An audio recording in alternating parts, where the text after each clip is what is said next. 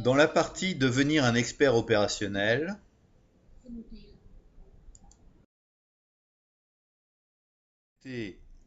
dans le module 3, lever des fonds pour les entrepreneurs, et le chapitre 2, qui traitera de l'accompagnement au montage d'un dossier financier. Bonjour, je m'appelle Pascal Jeannot, je suis de formation École supérieure de commerce, option marketing et finance. Mes 35 ans de carrière peuvent se résumer en 4 points. J'ai été responsable des ventes et marketing dans des domaines vente aux professionnels avec des produits plutôt techniques. J'ai été directeur d'entreprise dans le secteur automobile avec une autonomie forte en gestion, en marketing et en vente. J'ai été responsable de programme Startup chez Junior Achievement au Gabon. J'ai une activité de formation et de coaching, formation de jeunes apprenants en licence et master, en modèle économique, en plan d'affaires, en management, en marketing et en négociation vente. Et j'accompagne de jeunes start-upers au Gabon depuis 4 ans dans des secteurs multiples. Qu'allons-nous voir dans ce chapitre? Eh bien, premièrement, on va chercher à déterminer quels sont les besoins financiers qu'a un entrepreneur à un moment donné. Ensuite, nous alignerons les objectifs de l'entrepreneur et ceux des investisseurs, parce qu'il est important, comme ils ont des besoins différents, qu'ils soient en phase. Ensuite, nous verrons comment nous élaborer un budget prévisionnel. Puis, nous verrons comment structurer un plan d'affaires qui est orienté vers des investisseurs. Nous traiterons ensuite du montage administratif d'un dossier de demande de crédit. Et nous terminerons par la préparation aux présentations orales des projets, qui est une phase importante qui permettra donc d'intervenir dans la décision du financeur. Premier point, déterminer les besoins financiers de l'entrepreneur. D'abord, que faut-il faire? Il faut d'abord identifier les coûts de l'entreprise en création ou en croissance avec précision. Donc, déterminer les coûts, c'est d'abord d'avoir identifié un modèle économique qui soit un modèle précis, complet et qui soit bien en adéquation avec le marché et l'activité telle qu'on l'a prévue. Autre point à prendre en considération, c'est que lorsqu'on démarre un projet, notamment quand on est une jeune pousse, il ne faut jamais oublier le format test du modèle. On est en schéma Lean Startup, c'est-à-dire que l'on démarre petit pour grandir ensuite. Premier point, on va devoir lister les ressources clés stratégiques qu'a l'entreprise au démarrage. Quelles sont-elles? Eh bien, c'est la matière, donc les produits, les stocks dont on va avoir besoin, les éléments logistiques nécessaires, la production des premières unités. Et en fait, on devra prioriser ces ressources clés stratégiques selon un ordre de priorité précis. Deuxième chose à faire, c'est d'évaluer les modes de financement qui sont nécessaires au projet. Qu'est-ce qu'on peut avoir comme type de financement? Des apports en capital, donc des fonds propres, de l'apport en compte courant d'associés, encore du fonds propre, de l'emprunt, donc là on est plus dans de la dette à long terme, ou du crédit bail, même schéma. Par exemple, si vous avez besoin de financer des investissements qui sont amortissables en 5 ans, ben, vous allez éviter de prendre de la trésorerie à court terme, qui est une trésorerie sur 3-4 mois par exemple, pour le financer, parce que vous savez parfaitement bien que ce mode de financement n'est pas approprié.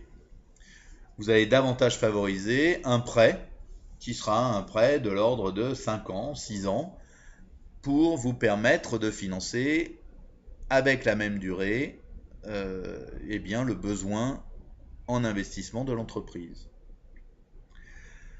Donc, troisième point, cette démarche de détermination des coûts va permettre de déterminer, notamment de créer un plan d'affaires qui devra être présenté comme un plan cohérent, viable, structuré et surtout d'une grande clarté.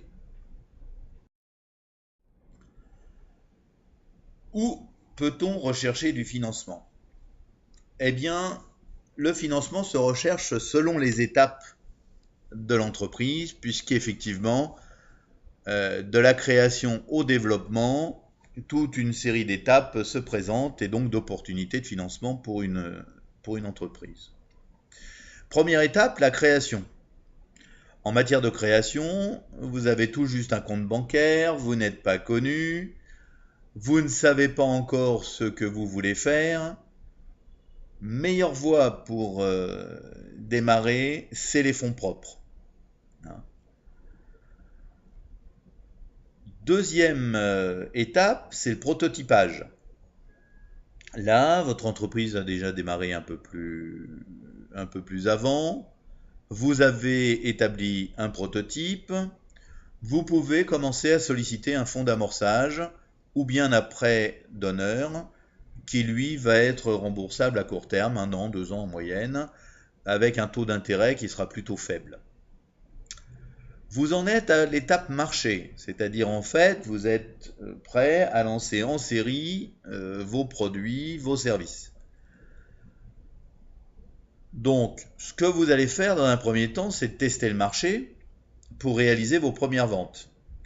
Là, vous pouvez solliciter des plateformes de crowdfunding, par exemple, ou les business angels qui vont commencer à pouvoir investir dans votre entreprise. Quatrième phase, vous êtes en phase de viabilité. Vous savez que votre modèle fonctionne, vous avez fait votre test marché. Vous allez dès lors pouvoir être intéressant pour des premiers investisseurs sur des montants qui vont être des montants relativement modestes, dans le sens où l'investisseur, en fait, veut bien investir pour voir. Vous pourrez encore vous présenter à des concours d'entrepreneuriat, puisque votre modèle est viable, et de fait, votre plan d'affaires est déjà établi. Dernière étape, et cinquième étape, la croissance. Là, votre entreprise fonctionne, vous avez déjà effectué les premiers investissements, vous êtes, entre parenthèses, ce que l'on appelle bankable, et donc vous êtes prêt à grandir. Et vous avez au moins 2 ans d'existence, donc vous pouvez présenter 2 bilans consécutifs avec au moins une explication des résultats s'ils sont en perte ou modestes, ou une présentation de profit, ce qui est encore mieux. Et donc de fait, vous allez chercher une augmentation de capital par des réserves, si vous avez fait du profit, par de l'ouverture de capital à des sociétés de capital risque, par un appel au crowdfunding, là encore un peu plus développé, par un appel à des investisseurs ou même à de l'endettement à plus long terme par des organismes bancaires. Donc voilà les 5 étapes qui, à chacune d'elles, vous permettront d'acquérir des financements et des financeurs. Deuxième point, les objectifs des entrepreneurs et des investisseurs. Par définition, ils sont complètement divergents. D'un côté, vous avez un entrepreneur dont l'entreprise qu'il est en train de créer est le bébé, qui est prêt à prendre un risque maximum. Il est certain de la stratégie qu'il a mise en place, de ses études de marché, il est persuadé qu'il va réussir. De l'autre côté, vous avez un investisseur. L'investisseur, lui, ne vous connaît pas forcément, il doute, parce que c'est sa nature, il va chercher à minimiser son risque, puisqu'il va mettre de l'argent dans votre entreprise. Son but, ça va être en fait de minimiser la perte potentielle de l'argent qu'il a placé dans votre entreprise. C'est la raison plutôt que de lui parler de chiffre d'affaires en croissance, de résultats, de parts de marché. Lui, il va être très sensible au niveau d'endettement de votre entreprise, à votre part de fonds propres, c'est-à-dire qu'est-ce que vous, en tant qu'entrepreneur, à titre personnel, vous prenez comme risque.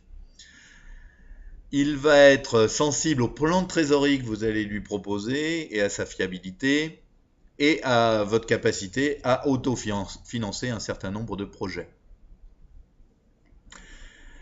Il veut que vous lui parliez de durée de seuil de rentabilité. À quel moment vous allez atteindre votre seuil de rentabilité ou à quel moment votre retour sur investissement va pouvoir être atteint.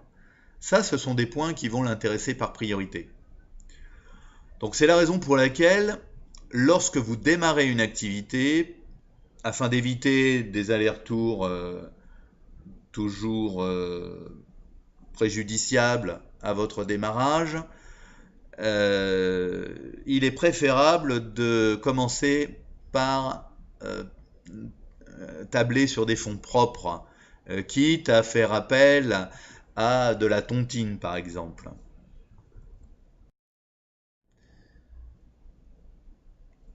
Visualisons sur un petit tableau présenté ici les différents intérêts à la fois de l'entrepreneur d'un côté et de l'investisseur de l'autre. Quels sont les intérêts à répartir les levées de fonds d'abord pour l'entrepreneur? L'entrepreneur, lui, il se projette, c'est son objectif, se projeter, donc en fonction de l'objectif qu'il a projeté, il va vouloir dimensionner son besoin en financement. Deuxième intérêt à répartir les levées de fonds pour un entrepreneur, c'est que à chaque fois qu'il fait une demande de levée de fonds, ça lui permet d'organiser un nouveau tour de table et peut-être d'intéresser ou de se voir présenter de nouveaux investisseurs. Troisième intérêt pour l'entrepreneur, c'est que l'entrepreneur, lui, il va vouloir suivre une idée maîtresse, qui est la sienne.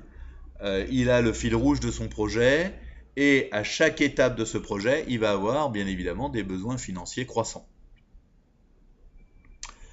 Dernier intérêt de notre point de vue pour l'entrepreneur, c'est que à chaque tour de table, l'entreprise aura pu grandir, effectuer un certain nombre de bénéfices et peut-être voir augmenter la valeur moyenne de son action. De ce fait-là, eh bien, plus la valeur de l'action est importante, plus son appel à des fonds extérieurs va limiter la dilution de son capital. Quel est maintenant l'intérêt pour l'investisseur à répartir les levées de fonds? Eh bien, lui, par définition, il est prudent. Donc, il va créer des étapes qui vont lui permettre d'analyser des paliers avant de réinjecter de nouveaux fonds. Ces étapes, elles vont le rassurer. Parce que à chaque fois, il va injecter un certain montant, on va dire, et il n'engagera que ce montant-là. Si jamais d'aventure l'étape n'était pas franchie, à ce moment-là, l'investisseur peut réinjecter des fonds pour atteindre l'étape s'il le juge nécessaire, ou bien tout simplement de stopper son investissement sur une étape supplémentaire. L'investisseur, lui, il a un regard certainement beaucoup moins passionné que l'entrepreneur dans la mesure où ce n'est pas son bébé. Là encore, je le répète, son intérêt premier, c'est de limiter sa prise de risque. Avant d'établir un budget prévisionnel, il y a quelques définitions à connaître. La première de ces définitions, c'est le fonds de roulement. Et le fonds de roulement est une notion qu'il faut bien différencier du besoin en fonds de roulement. Même si le terme roulement est commun, vous allez voir que ces deux termes en fait font apparaître des notions divergentes. Qu'est-ce que le fonds de roulement tout d'abord? Eh bien, le fonds de roulement, il va être calculé entre l'écart qu'il y aura entre les capitaux permanents, c'est-à-dire les ressources disponibles au bilan. Ces capitaux permanents comprennent les fonds propres de l'entreprise, c'est-à-dire ce qui aura été investi par les entrepreneurs, plus éventuellement les réserves qui auront été jointes, en y ajoutant l'endettement à long terme de l'entreprise. Et donc, ce sera la différence entre ces capitaux permanents et l'actif immobilisé, donc qui sont les emplois qui auront été faits de ces capitaux permanents. La différence, si elle est positive, signifie que le fonds de roulement est positif et va permettre de financer d'autres choses en fait que l'actif immobilisé, le surplus tout au moins. Un conseil, c'est que votre fonds de roulement en fait représente 10 à 15% de votre chiffre d'affaires prévisionnel de telle manière à avoir une certaine sécurité. Attention, il ne faut pas confondre justement le fonds de roulement qui est un élément lié aux immobilisations, donc un élément de bilan, et le besoin en fonds de roulement. Le besoin en fonds de roulement, lui, il est lié à la trésorerie. La trésorerie, en fait, elle est liée à l'exploitation de votre entreprise et elle change au fur et à mesure des encaissements et des décaissements selon les mois qui s'écoulent, dans la mesure où eh bien, tout va dépendre de la manière dont vous payez vos clients, vous payez vos fournisseurs, pardon, et de la façon dont vos clients vous payent. Ils vont dépendre également des différentes charges que vous devrez supporter et de la manière dont vous allez pouvoir les payer. Si votre besoin en fonds de roulement est positif, cela signifie que vous avez une trésorerie insuffisante et qu'il va vous falloir des ressources supplémentaires qui peuvent être soit alimentées par le fonds de roulement, si il existe, soit vous aurez besoin de le financer provisoirement par un découvert bancaire qui donnera lieu au paiement d'agio à votre banque, ou bien par la réalisation d'un nouvel emprunt. Attention, le besoin en fonds de roulement, il est lié au financement à court terme de l'entreprise, contrairement au fonds de roulement. Et c'est la somme du stock plus les crédits clients plus les dettes fournisseurs.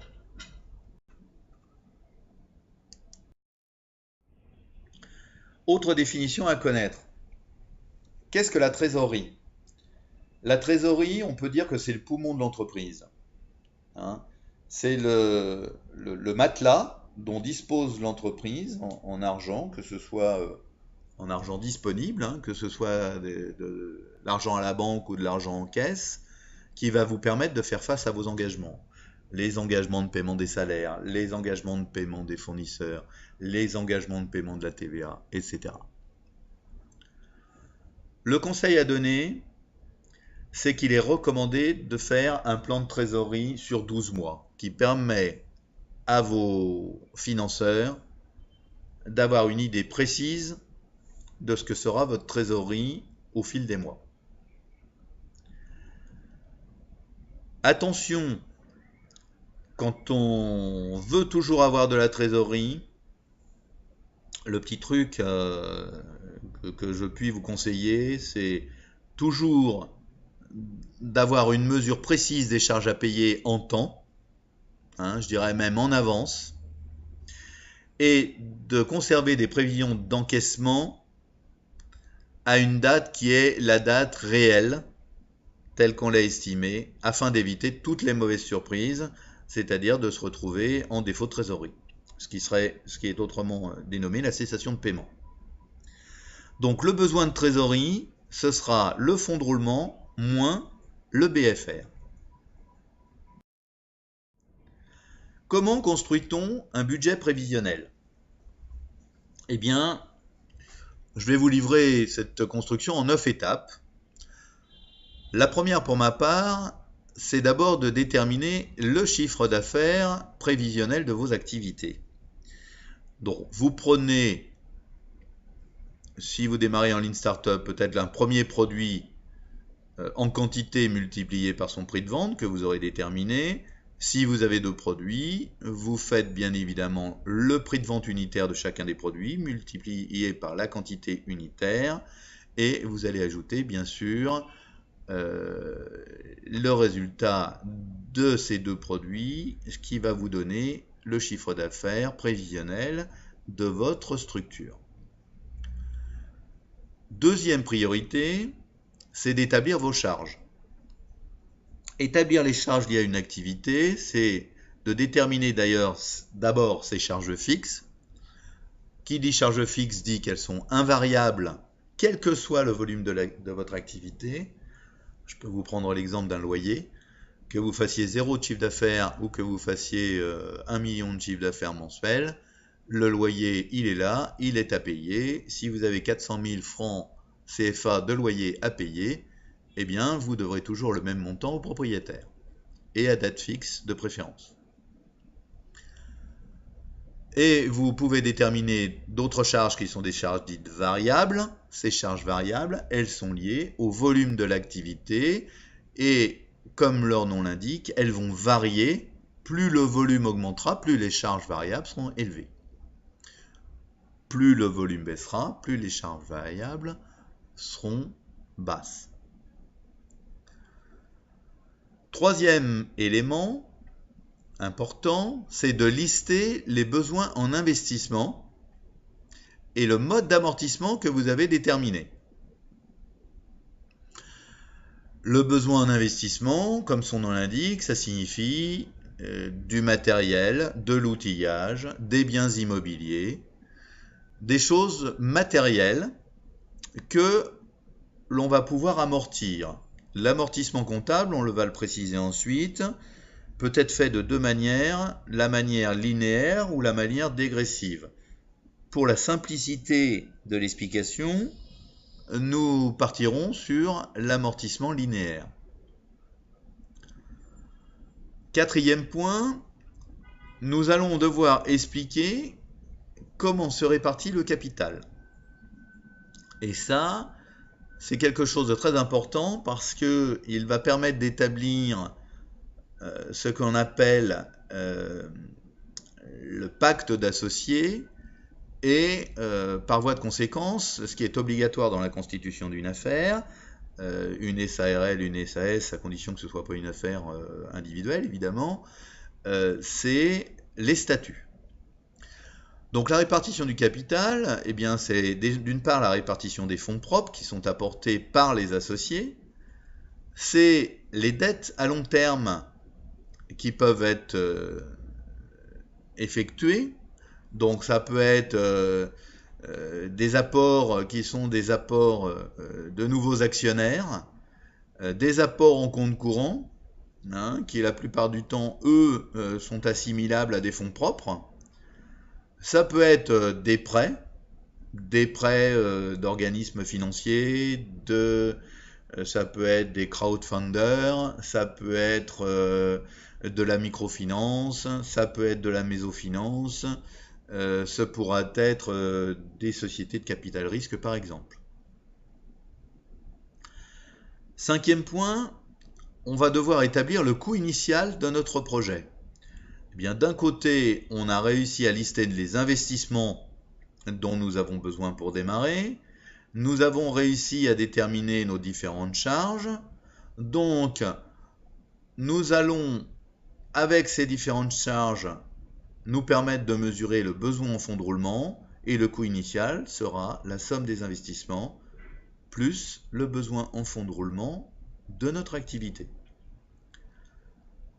6e point, nous allons établir un bilan prévisionnel d'ouverture tel qu'il vous sera présenté sur la diapo suivante. En 7e point, nous établirons un plan de trésorerie. Ce plan de trésorerie va vous être présenté également sur les diapos suivantes. Ce sera en fait la trésorerie finale qui sera le résultat de la trésorerie initiale, plus les encaissements que vous aurez faits durant la période, moins les décaissements que vous aurez effectués durant la même période. 8e point dans la construction, c'est d'établir ce qu'on appelle les SIG, les soldes intermédiaires de gestion. Ces SIG vont être déterminés en fait par différents modes de calcul dont vous verrez le détail sur les diapos suivantes.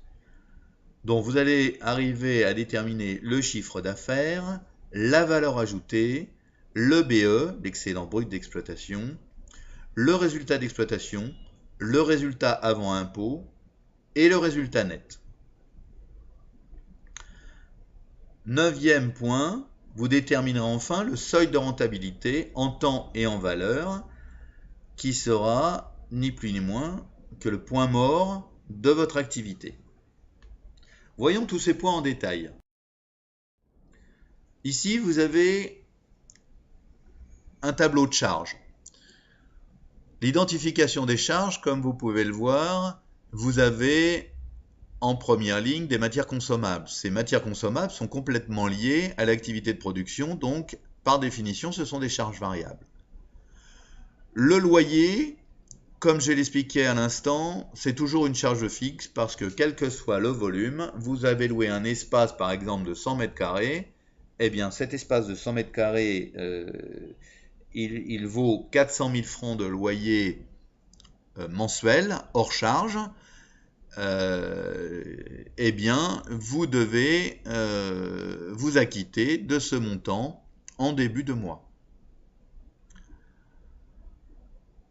Une autre charge variable, c'est par exemple l'eau ou l'électricité, puisqu'effectivement, en fonction du nombre d'heures travaillées ou de la production que vous aurez effectuée, vous aurez une consommation d'eau ou d'électricité qui sera variable.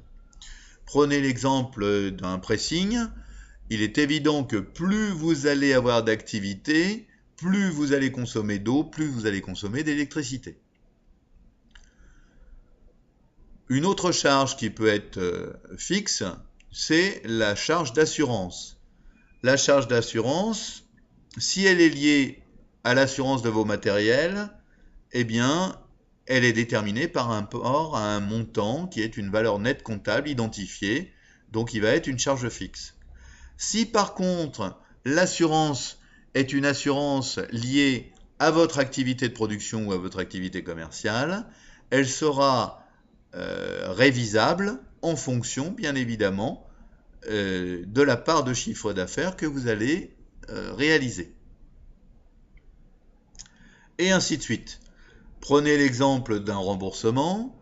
Un remboursement d'un prêt, ça ne change pas quel que soit le volume, c'est donc encore une charge fixe.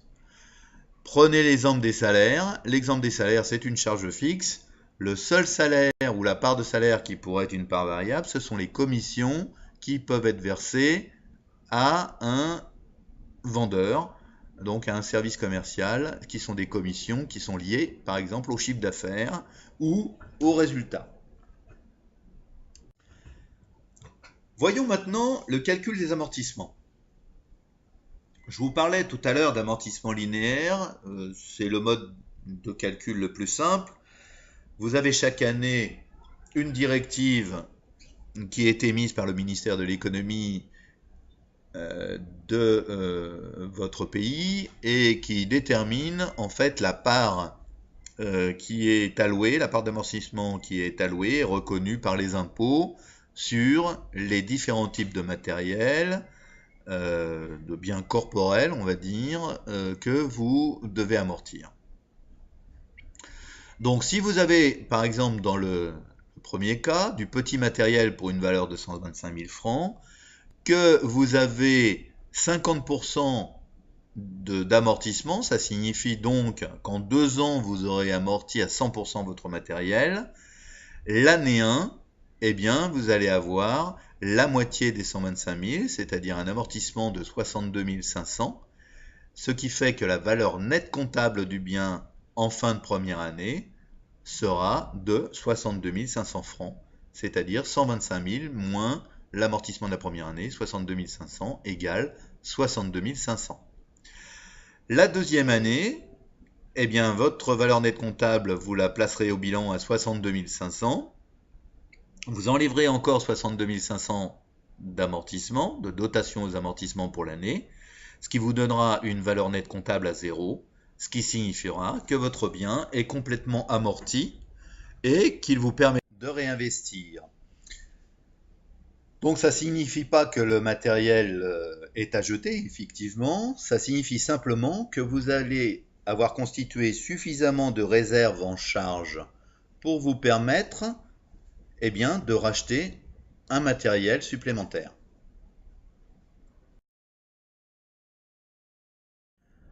Voyons maintenant le budget prévisionnel. En matière de le bilan prévisionnel dans le budget prévisionnel. Comment on présente un bilan prévisionnel d'ouverture? D'un côté, à gauche, vous aurez l'actif, donc ce qu'on peut appeler les emplois. À droite, vous aurez le passif, qu'on peut dénommer par dette d'une certaine manière, qui seront donc les ressources.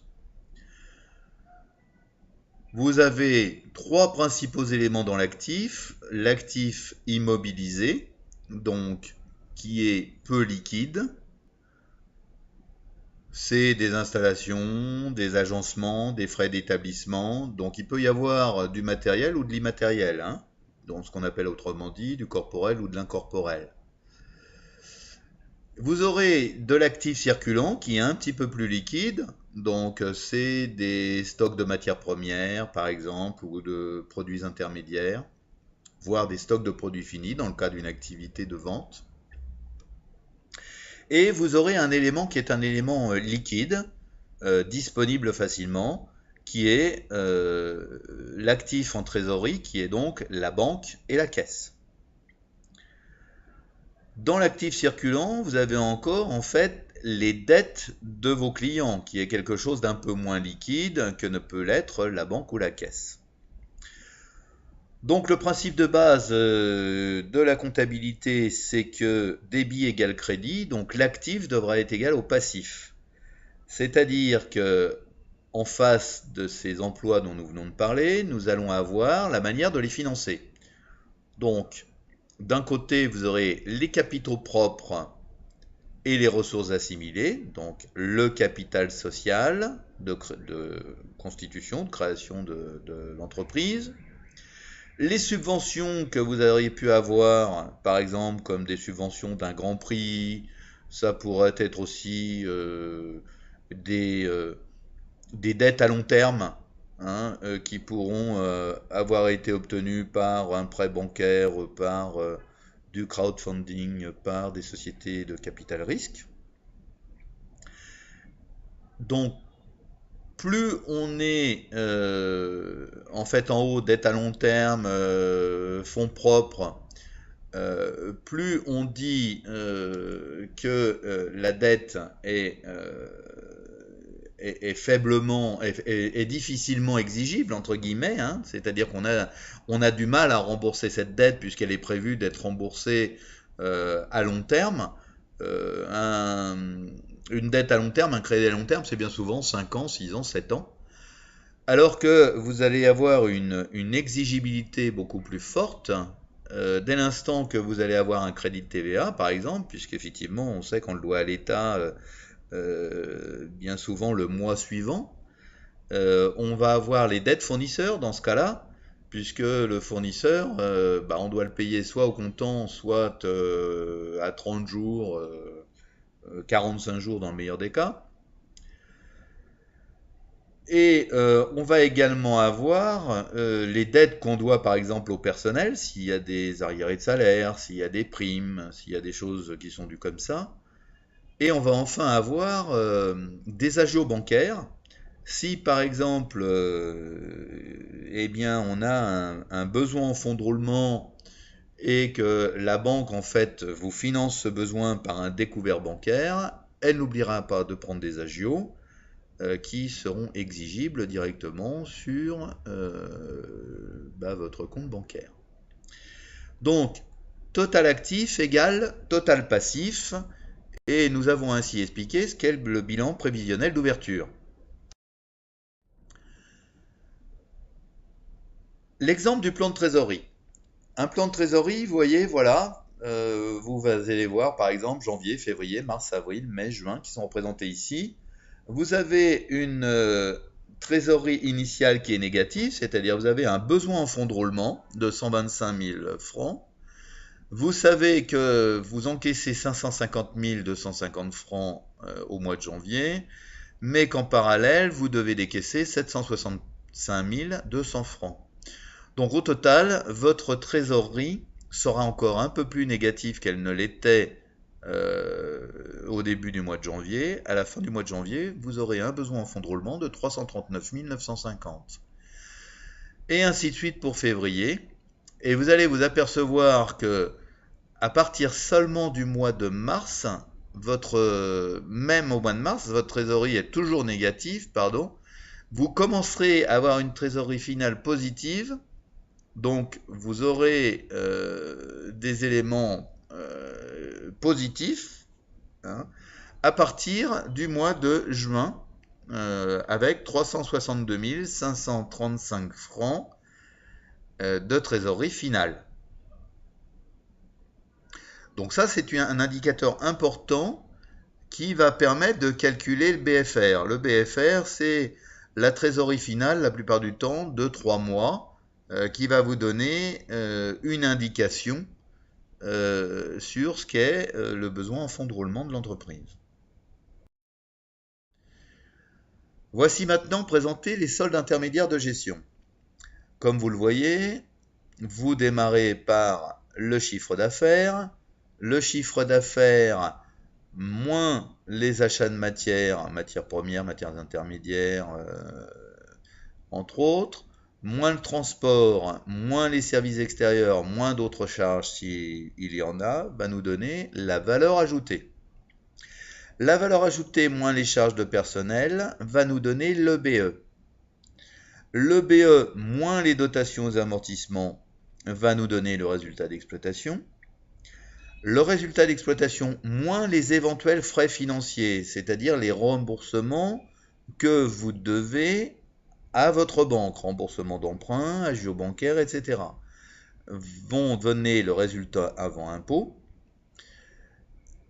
Le paiement des impôts sur les sociétés dont vous serez exonéré la plupart du temps durant les premières années de votre exercice vont être déduits si vous n'êtes pas exonéré de ce résultat avant impôt pour donner le résultat net qui est celui qui sera apporté au bilan de votre entreprise.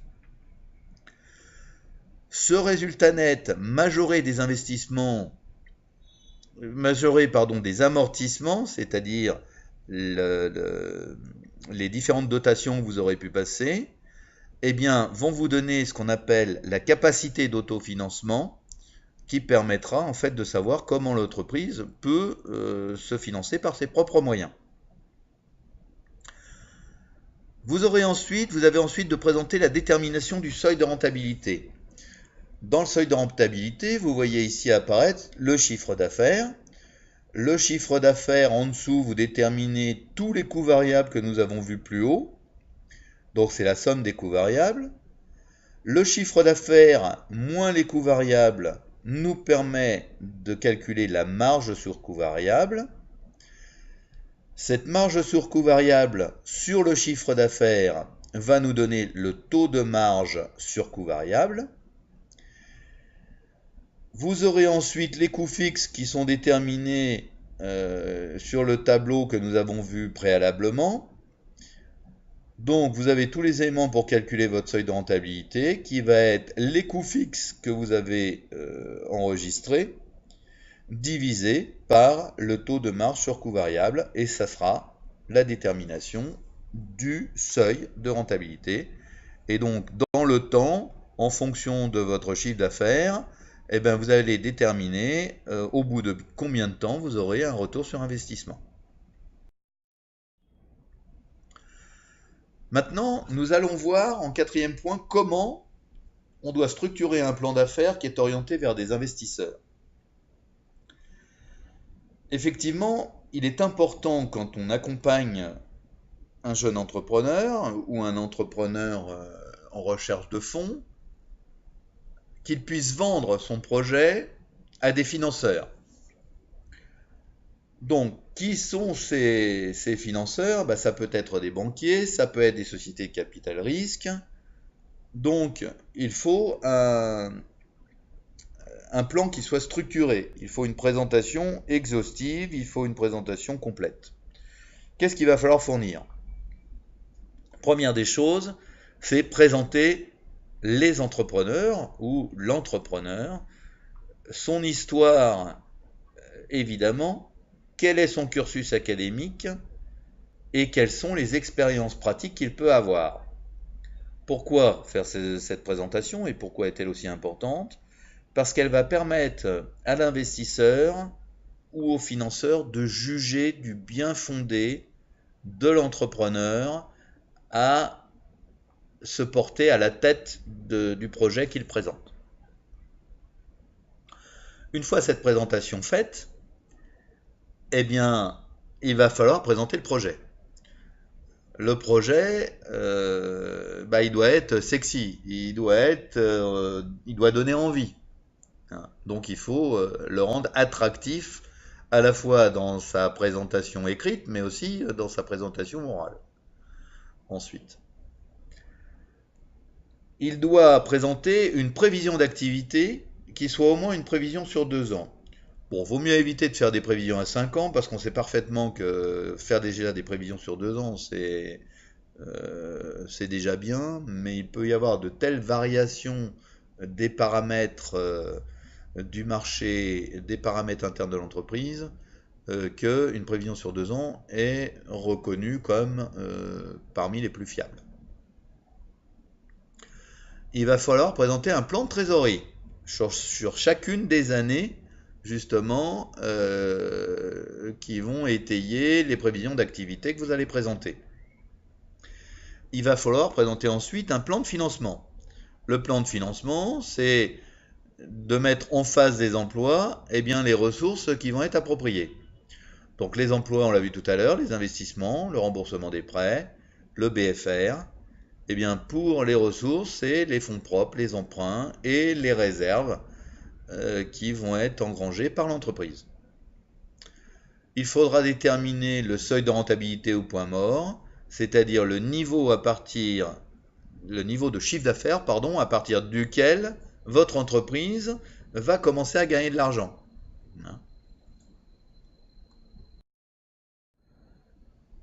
Structurer un plan d'affaires orienté investisseur, que faut-il encore présenter?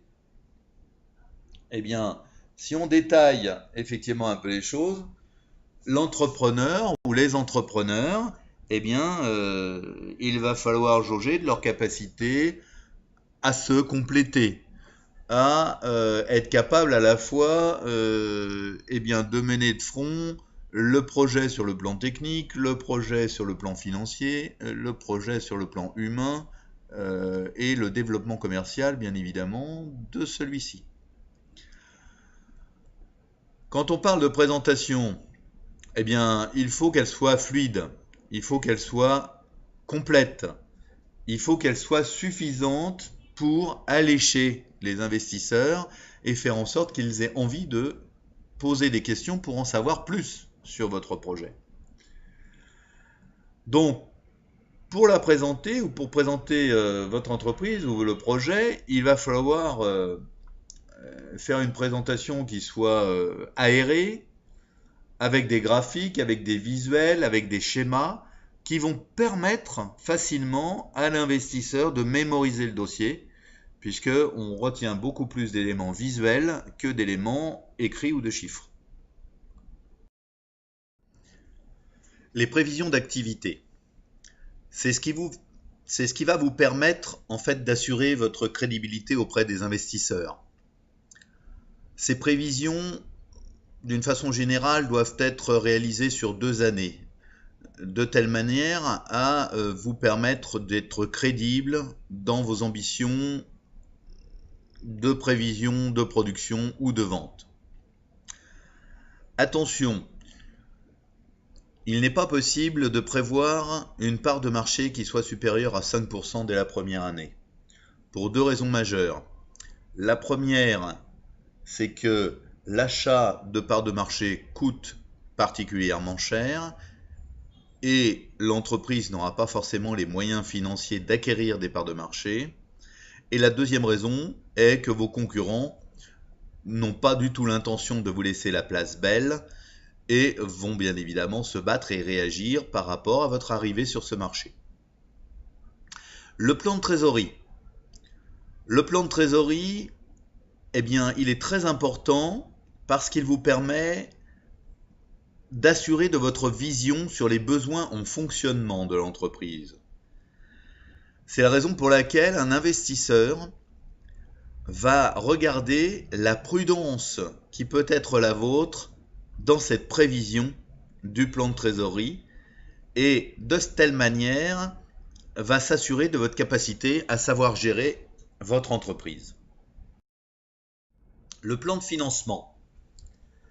Le plan de financement démontre aux investisseurs votre capacité à comprendre ce qu'est un bilan d'une entreprise et le respect de ses principaux équilibres.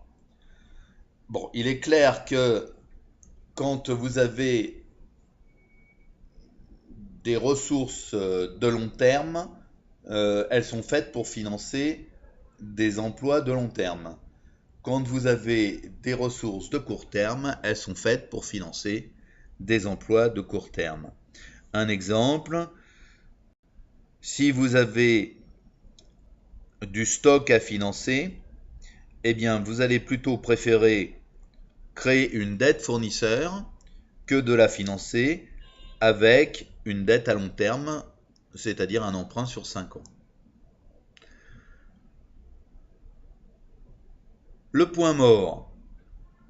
Là encore, c'est ce que les investisseurs vont pouvoir évaluer de telle manière à s'assurer que le risque qu'ils prennent en investissant dans votre entreprise est mesuré. Il est clair que plus ce point mort sera éloigné dans le temps et plus le risque de l'investisseur sera élevé. Donc surtout, soyez très concret, soyez très honnête, expliquez les choses. Dès l'instant que vous imaginerez avoir une perte, il faut expliquer pourquoi il y a une perte. Si vous estimez qu'il y a un gros besoin en fonds de roulement, expliquez pourquoi. Ça peut être temporaire. Mais ils ont besoin de comprendre. Et mieux ils vont comprendre, et surtout le plus vite ils comprendront, mieux et plus vite ils vont adhérer à votre projet. Quels sont les indicateurs utiles ? On l'expliquera ensuite avec des exemples concrets, mais ils sont de 6 natures à peu près. Donc le premier, c'est le taux d'endettement à long terme, qui est le total des dettes à long terme sur le total de l'actif. Le deuxième indicateur, c'est la capacité d'autofinancement de l'entreprise, qui sont les résultats nets, autrement dit, les réserves qu'on va pouvoir recapitaliser dans l'entreprise, plus les amortissements. Le point mort, qui sont les coûts fixes sur le taux de marge sur coût variable, l'indice de rentabilité économique, qui est les résultats d'exploitation sur le besoin en fonds de roulement plus l'actif immobilisé, la rentabilité financière, qui est le produit du résultat net sur les capitaux propres. Souvent, un indicateur complémentaire peut servir, qui est la part du coût salarial, qui est le montant des frais de personnel plus les charges, sur le chiffre d'affaires de l'entreprise. Quand vous avez un investisseur qui connaît son secteur d'activité pour avoir déjà investi dans d'autres entreprises du secteur, la plupart du temps, il rapprochera ses ratios de ceux de la moyenne de la profession, de telle manière à pouvoir benchmarker ceci. Voilà quelques exemples qui vous sont communiqués du taux d'endettement à long terme, par exemple. Vous verrez ici la totalité des dettes à long terme, qui se traduisent en fait par ici un emprunt bancaire, sur le total de l'actif, qui est ici représenté par le montant de 103 994 indiqué en bas de bilan. Deuxième point, la capacité d'autofinancement, qui est le résultat net de l'entreprise, qui en l'occurrence ici est une perte de 28 583 sur plus les amortissements, plus les amortissements de 4 542. Enfin, la rentabilité financière, c'est le résultat net, qui est toujours la perte de 28 583 qu'on a porté en actif évidemment pour l'équilibre du bilan, divisé par le capital social plus les subventions dans la mesure où elles sont considérées comme des capitaux propres. Ici, vous voyez la rentabilité économique, donc qui est le résultat d'exploitation, toujours cette fameuse perte de 28 583, divisé par l'actif immobilisé, donc de 22 417, plus le besoin en fonds de roulement que vous ne trouvez pas ici et que vous trouvez dans la partie de droite, qui est effectivement sur les 3 premiers mois la somme de 424 plus 1705, c'est-à-dire les montants d'avril, mai et juin. Les montants de charges d'avril, mai et juin. Enfin, la part du coût salarial, ce sont les frais de personnel que vous voyez ici, donc le salaire du personnel, la rémunération du gérant et les charges patronales, divisé par le chiffre d'affaires que vous ne voyez pas apparaître sur ces tableaux-là. Cinquième point, nous allons parler maintenant de la présentation par écrit d'un dossier financier. Comment le présenter par écrit? Donc, pour faire une demande de dossier de crédit, d'abord, on doit joindre des éléments administratifs indispensables, comme la copie d'une pièce d'identité, par exemple, comme la demande de financement que la SAEI aura approuvé en fait pour le compte de sa jeune pousse ou de l'entreprise qu'elle aura décidé d'accompagner. Pourquoi? Pour générer une visibilité et démontrer en fin de compte que cette demande de financement elle est viable. Et en troisième point, les factures, enfin les proformas ou les devis qui sont visés par votre SAEI pour s'assurer de la crédibilité en fait de la demande, c'est-à-dire qu'en fait ce n'est pas seulement l'entrepreneur qui est le demandeur, mais il a la caution de la SAEI pour faire cette demande. Si l'entreprise est déjà créée, eh bien, on va fournir une fiche circuit qui est finalisée, donc ou une immatriculation officielle de l'entreprise. On fournira un relevé de compte bancaire, donc un RIB des 3 derniers mois les plus récents. Les états financiers de 2 années d'exercice les plus proches. Et enfin, un plan d'affaires qui sera un plan d'affaires d'action, c'est-à-dire un plan d'affaires qui est déjà éprouvé. S'il s'agit d'entreprises en création, eh bien, on fournira un plan d'affaires d'attention, c'est-à-dire en fait des prévisions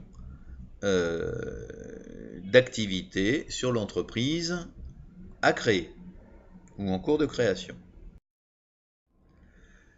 Donc il est particulièrement important de préparer avec en fait la jeune pousse ou l'entrepreneur que vous accompagnez un plan d'affaires qui soit un plan d'affaires validé par votre SAEI.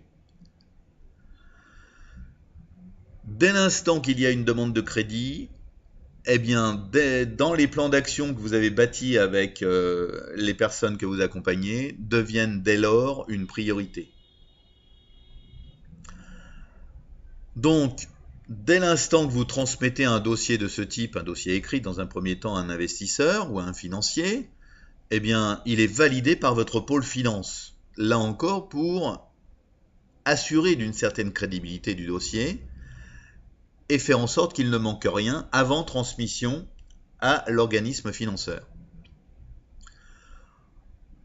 Ça va être aussi la possibilité de domicilier le compte de l'entreprise, par exemple, auprès d'un organisme bancaire, si effectivement le compte de votre entreprise, que ce soit une jeune pousse ou une entreprise existante, existe dans une banque de dépôt. Ce sera aussi pour la SAEI le fait de s'assurer que l'on respecte un taux maximum d'endettement qui ne doit pas dépasser 33% sur les charges d'endettement sur le revenu. Donc globalement, ça ne doit pas dépasser 33% de ce ratio. Autre zoom, c'est la présentation d'un dossier de demande de microcrédit. Eh bien, dans ce dossier, là encore, il va falloir capter l'attention des financeurs. Donc, vous devez être crédible, c'est toujours le même principe. Donc, vous devez fournir des copies de pièces d'identité, justificatifs de domicile avec un plan de situation pour s'assurer de là où se trouve votre entreprise et faire en sorte que cette entreprise bien soit une entreprise entre guillemets dans le domaine officiel. Vous devez assurer de justificatifs de revenus ou d'allocations que vous pouvez percevoir. Vous devez justifier d'éléments d'imposition ou de non-imposition si vous n'êtes pas imposé. Vous devez en fait fournir une demande de financement, là encore, qui est approuvée par la SAEI qui vous accompagne. Toujours pareil, pour permettre une visibilité de la part de l'organisme de microcrédit. Et vous devez fournir des proformas ou des devis qui, là encore, sont validés par la SAEI qui accompagne, de telle manière à générer davantage de crédibilité vis-à-vis de l'organisme financeur. Toujours sur la demande de microcrédit, pour présenter la demande, votre dossier doit avoir correctement évalué ses besoins pour le lancement de l'activité quand il s'agit d'une jeune pousse. Par exemple, vous devez avoir identifié les coûts de location d'un local ou d'un véhicule ou même d'un emplacement de vente, par exemple. Vous devez avoir des éléments qui démontrent les coûts d'achat de matériel ou d'outillage nécessaires au démarrage. Vous devez avoir prouvé bien, la volonté d'acheter un stock de matières premières, par exemple, pour démarrer votre fonctionnement. Vous devez prouver d'un budget publicitaire vous permettant de commencer vos activités. Quand votre projet est finalisé, à ce moment-là, vous pouvez aller le présenter à l'organisme de crédit, mais seulement à ce moment-là. Votre dossier va bien évidemment être étudié il va y avoir un certain nombre de ratios qui vont être décortiqués. Quelquefois, il pourra être demandé une caution euh, à l'emprunteur, voire à l'entourage de l'emprunteur. Donc, une première demande de microcrédit, la plupart du temps, c'est largement inférieur ou égal à 2 millions de francs CFA. C'est rarement davantage, dans la mesure où l'organisme ne vous connaît pas, et durant une durée assez courte, qui est une durée de 6 mois à 1 an maximum. Une fois que vous aurez remboursé ce premier microcrédit, vous allez pouvoir demander peut-être jusqu'à 4 millions de francs CFA sur un maximum de 2 ans. Ensuite, vous pourrez renouveler éventuellement un microcrédit jusqu'à un montant maximum de l'ordre de 5 millions de francs CFA, à la seule condition bien sûr que tout se soit bien passé dans les remboursements précédents. Il faut simplement savoir qu'une demande de microcrédit s'accompagne d'un TAEG, qui est donc le taux annuel effectif global, qui inclut les intérêts, les frais de dossier, l'assurance obligatoire, les frais de garantie et tous les autres frais qui peuvent être liés à l'emprunt, et ça évolue entre 15 et 20% selon l'organisme de microcrédit et selon le pays dans lequel vous vous situez. Toujours dans la demande de microcrédit, il y aura deux phases. La phase de validation du projet, qui va passer par un diagnostic, une orientation, une qualification du projet, une évaluation financière, une évaluation budgétaire et la présentation du dossier aux partenaires bancaires. Et vous aurez une deuxième phase, en fait, qui sera depuis la mise en place du crédit jusqu'à son remboursement total et intégral, qui passera par la signature d'une offre de crédit dûment formalisée, qui passera par l'accompagnement en fait du projet et son suivi pour s'assurer que tout se déroule comme il était prévu, que les montants engagés dans le microcrédit sont bien respectés, que les achats sont bien effectués, etc. Et par un accompagnement bancaire pour s'assurer en fait de la bonne tenue du compte dans cet organisme. Maintenant, on va faire un zoom sur la présentation d'un dossier de financement auprès d'investisseurs privés.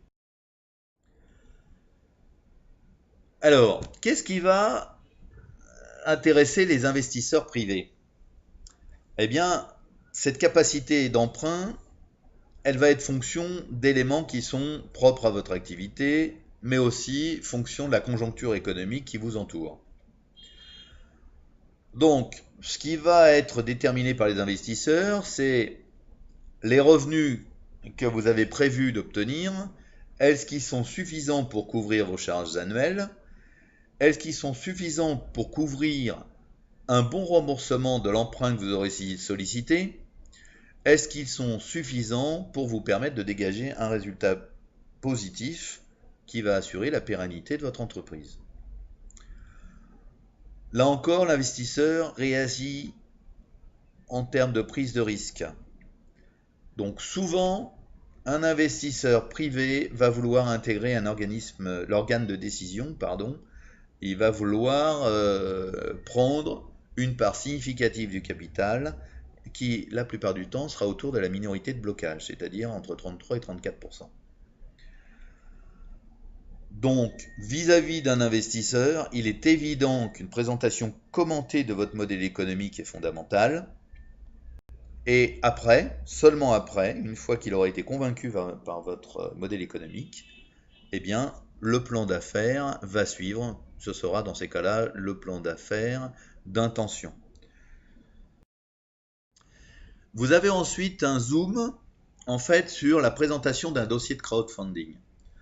Un dossier de crowdfunding, là, ici, on a l'exemple d'un dossier de crowdfunding dans le domaine de l'art, qui est Afro-Continental Art. En fait, ça permet de réaliser une synthèse de votre projet en vue de capter l'intérêt et surtout l'attention de donateurs potentiels. Donc sur une plateforme de crowdfunding, vous allez choisir un but réaliste et accessible en termes financiers. Hein, bien évidemment, le but accessible et réaliste, il est fonction du projet que vous présentez. Vous devez posséder un compte bancaire et un accès en ligne, par exemple un accès à PayPal, hein, qui est un accès sécurisé.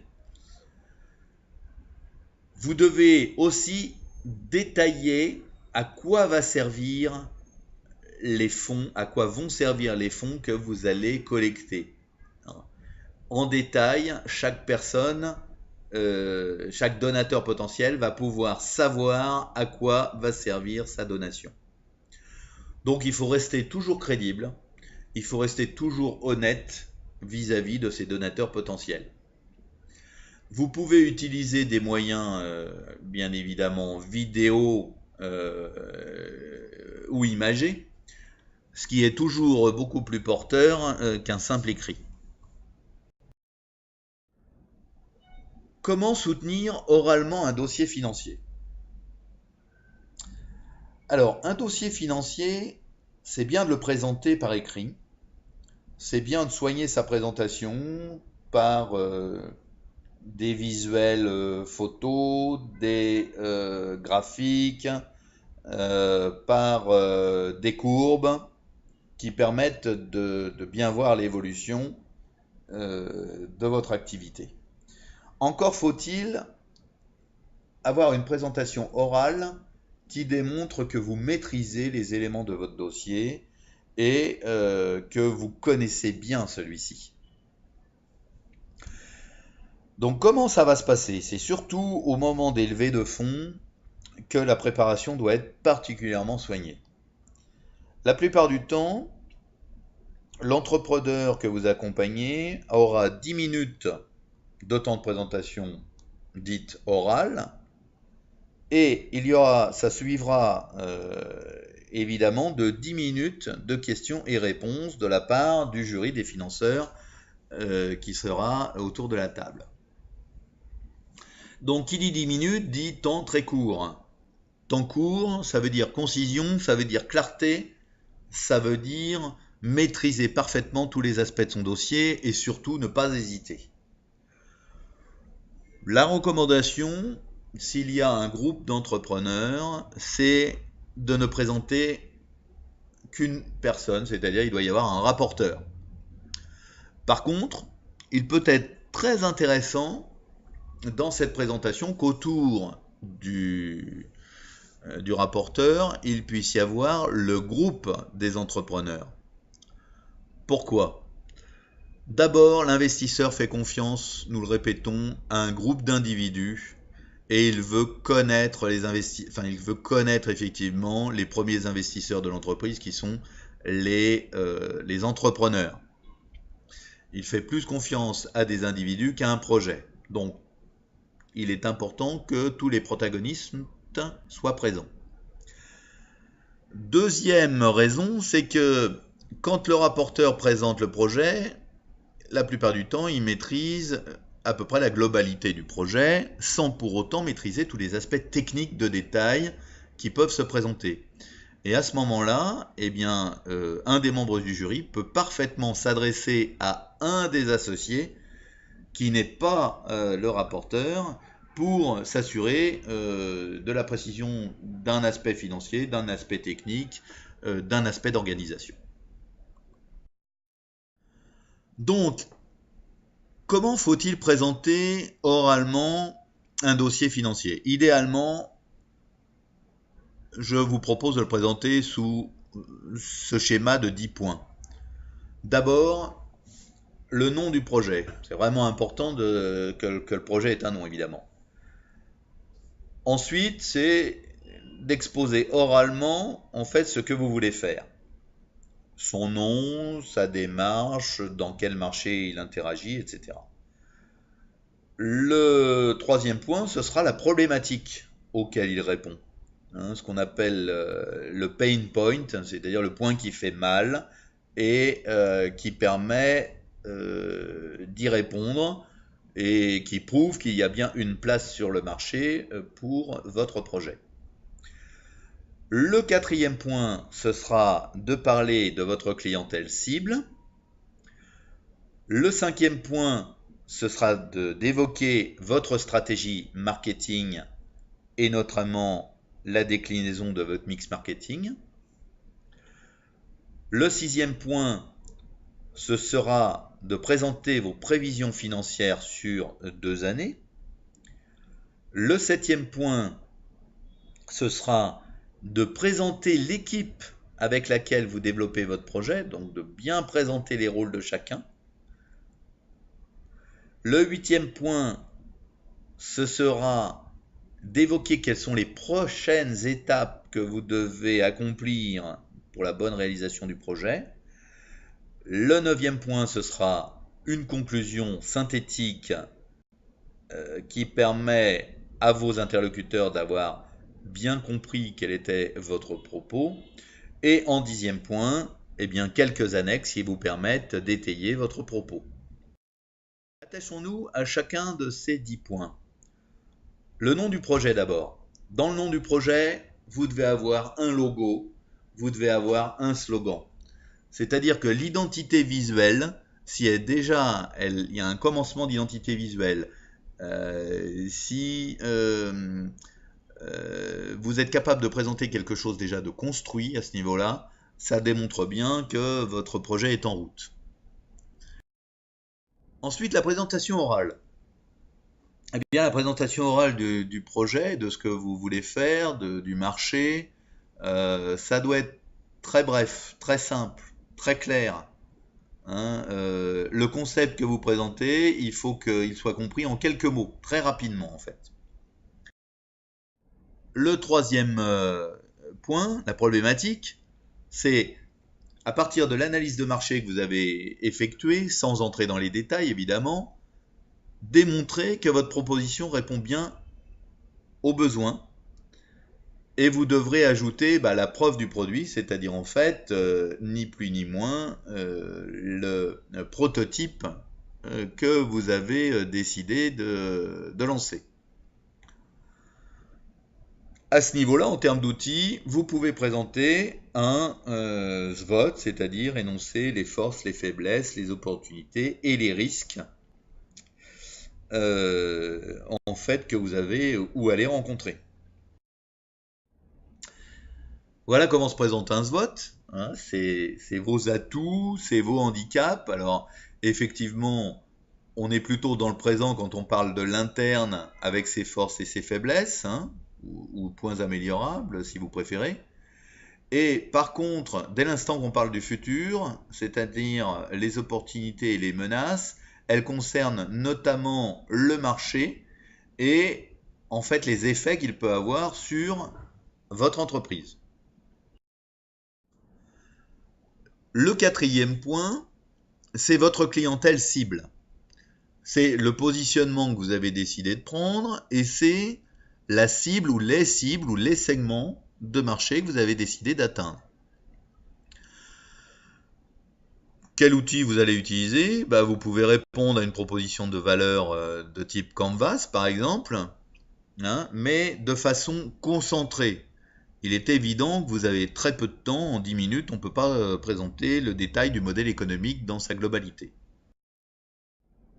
Donc on va présenter effectivement les bénéfices que le produit peut apporter, on va présenter ses fonctionnalités, on va présenter dans l'analyse des clients, c'est qu'est-ce qui va favoriser leur décision d'achat, quels sont leurs désirs, quels sont leurs besoins, quelles sont leurs peurs, quels sont les substituts qu'on a pu identifier. Donc ces éléments vont permettre d'étayer votre proposition. En cinquième point, donc vous allez décrire votre stratégie marketing. Donc la stratégie marketing, c'est la déclinaison. Alors d'une part, c'est effectivement le fil rouge qui va permettre en fait de toucher votre cible, de créer une communauté de clients. et d'assurer la satisfaction de ceux-ci sur le long terme.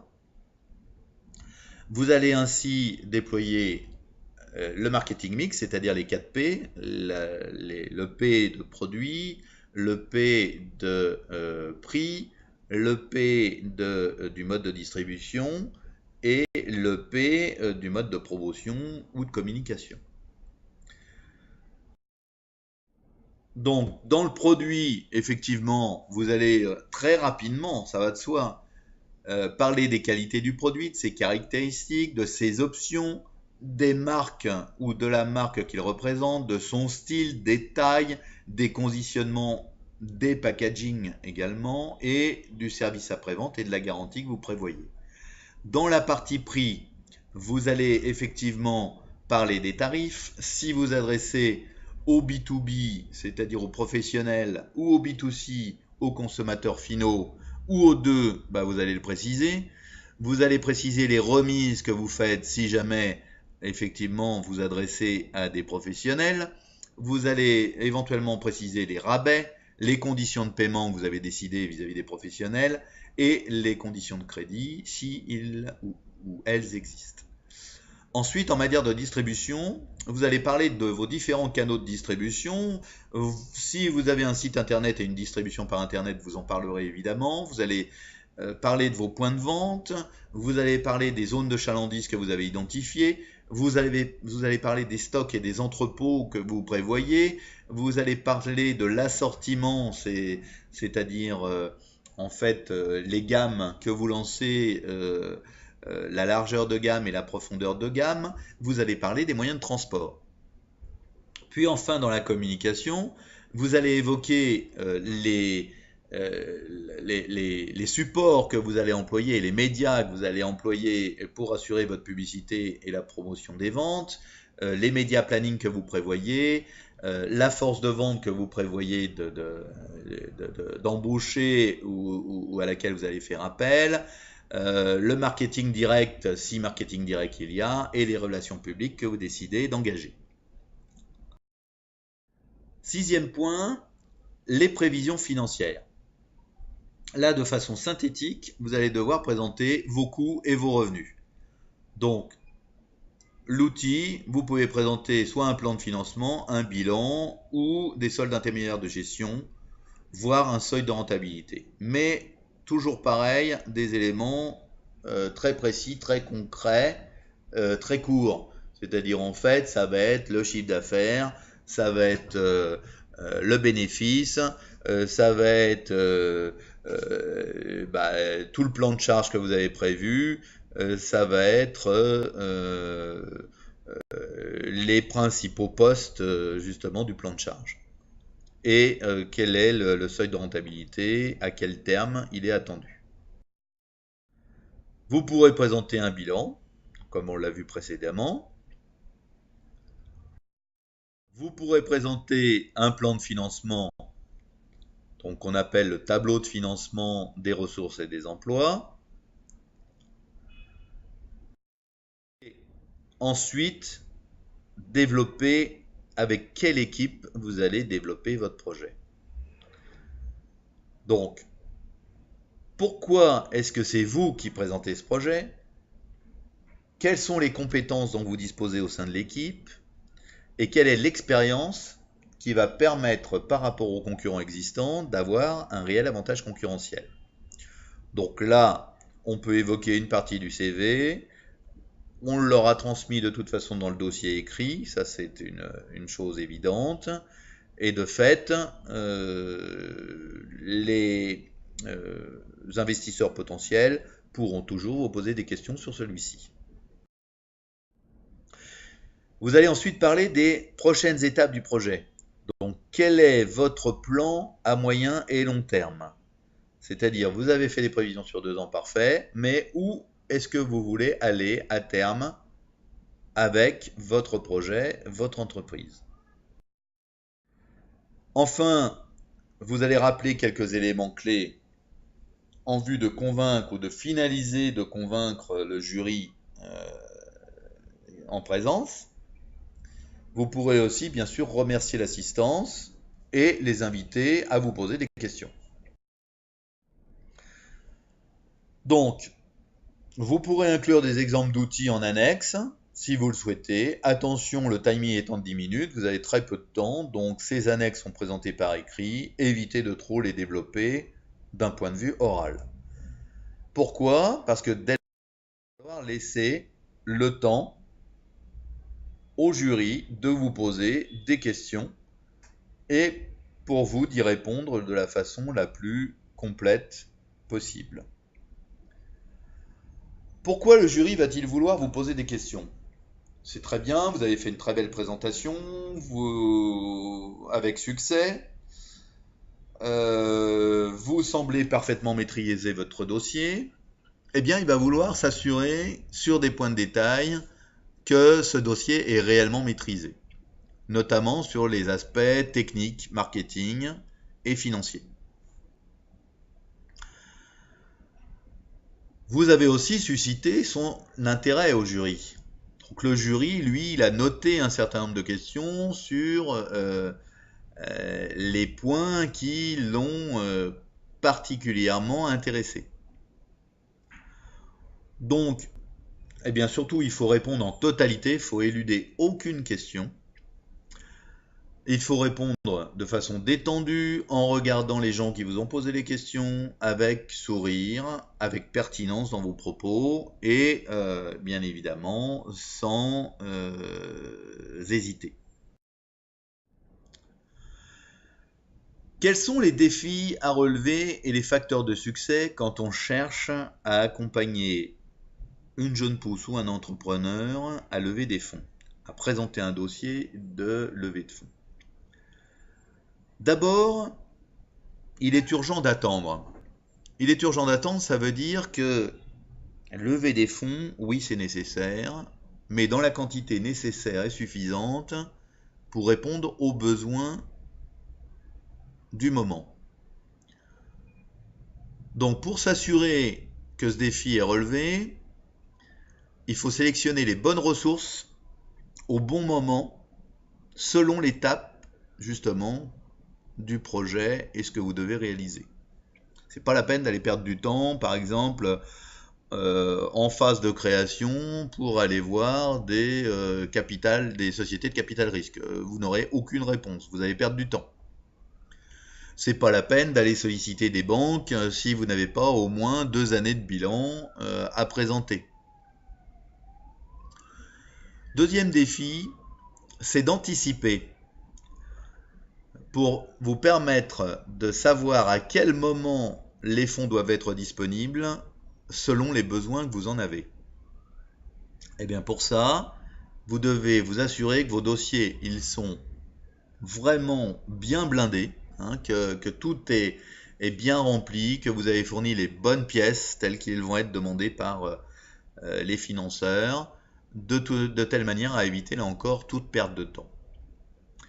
Le troisième défi, eh bien, en tant qu'investisseur initial du projet, vous avez à cœur, vous êtes le propriétaire de votre projet, de votre entreprise naissante. Vous allez chercher à en rester le propriétaire le plus longtemps possible et d'éviter que ce projet soit dilué dans un capital dont vous ne maîtriseriez plus la majorité des parts.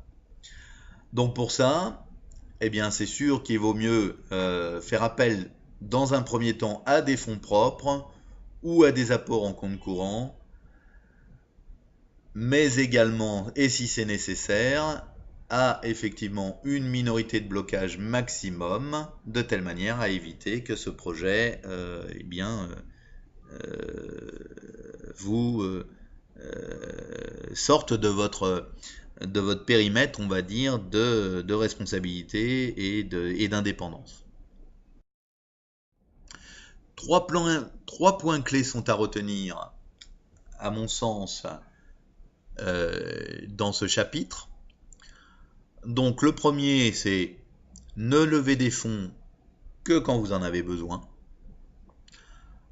Le deuxième point clé, c'est il vaut mieux procéder par tours multiples que par un tour de table unique, parce que dans les intervalles, votre entreprise peut se valoriser et de telle manière, eh bien, vous allez limiter la dilution de votre capital. Le troisième et le dernier point clé à retenir pour moi, c'est que il faut valoriser au maximum la personnalité et les compétences des membres de votre équipe, des associés, porteurs du projet, parce que ces éléments vont être de nature à rassurer les investisseurs, vont être de nature à permettre aux financeurs de s'assurer qu'ils ont fait le bon choix, avec des gens compétents qui maîtrisent leur dossier et qui donc vont aller loin avec eux.